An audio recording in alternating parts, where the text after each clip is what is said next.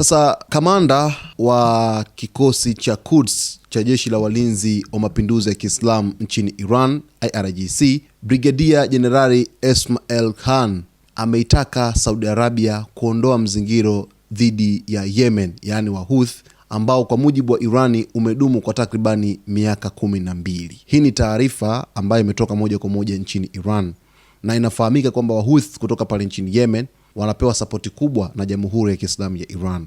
Sasa kupitia kamanda huyu ameitaka Saudi Arabia kuondoa mzingiro dhidi ya Yemen.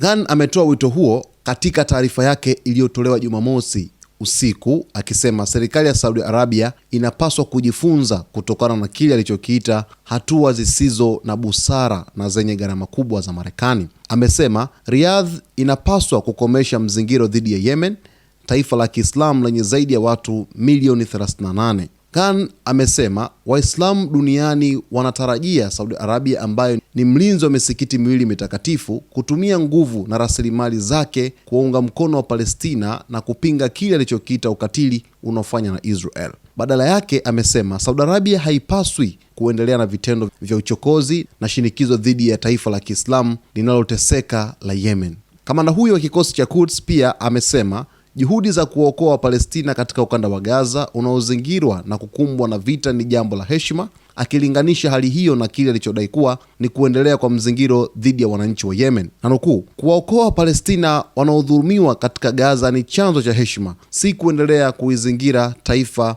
linalostahimili la Yemen, amesema Khan. Mzingiro na vita nchini Yemen vilianza tarehe 26 Machi 2015 wakati Saudi Arabia na washirika wake wa Kiarabu walipoanzisha operesheni ya kijeshi dhidi ya Yemen. Kwa mujibu wa taarifa hiyo, operesheni hiyo iliungwa mkono kijeshi, kisiasa na kiutendaji na Marekani pamoja na mataifa mbalimbali ya Magharibi. Vita hivyo vimesababisha vifo vya makumi ya maelfu ya Yemen, huku mzozo huo ukishindwa kufikia lengo kuu la kurejesha madarakani serikali ya zamani ya Yemen iliyokuwa na uhusiano wa karibu na Saudi Arabia. Wito wa Khan unakuja wakati mvutano wa kisiasa na kijeshi katika Mashariki ya Kati ukiendelea kuongezeka, huku Iran ikiendelea kuikosoa Saudi Arabia kwa msimamo wake kuhusu Yemen na Palestina. Hii ni taarifa nzito sana kutoka kwa kamanda mkuu wa kikosi cha Quds cha jeshi la walinzi wa mapinduzi ya Kiislamu la Iran, IRGC, Brigadia Jenerali Ismail Khan, ambaye yeye ameitaka tu Saudi Arabia kuacha au kuondoa mzingiro dhidi ya Yemen uliodumu kwa takribani miaka 12 hadi hivi sasa.